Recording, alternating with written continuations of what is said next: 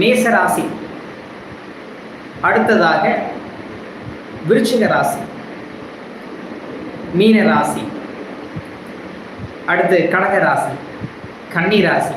So இந்த ராசி லக்னங்களுக்கு ALP லக்னமாகவோ ஜென்ம லக்னமாகவோ அல்லது ராசியாகவோ இருக்கக்கூடிய நபர்களுக்கு இந்த குரு பயிற்சி அப்படிங்கிறது ஒரு சிறப்பான பயிற்சியாக இருக்கும். அதே மாதிரி யாரெல்லாம் கவனமாக இருக்கணும் அப்படின்னு கேட்டிங்கன்னா, இந்த கும்ப ராசி அல்லது கும்ப ஏஎல்பி போயிட்டு இருக்கிறவங்க, அதே மாதிரி தனு லக்னம், தனு ராசி, தனு ஏஎல்பி லக்னமாக போயிட்டு இருக்கக்கூடிய நபர்கள், சிம்ம ராசி, சிம்மம் ஏஎல்பி, சிம்ம லக்னமாக இருக்கக்கூடிய நபர்கள் இந்த குரு பயிற்சி அப்படிங்கிறது கொஞ்சம் சாதகம் இல்லாத ஒரு சூழலை உருவாக்கும்.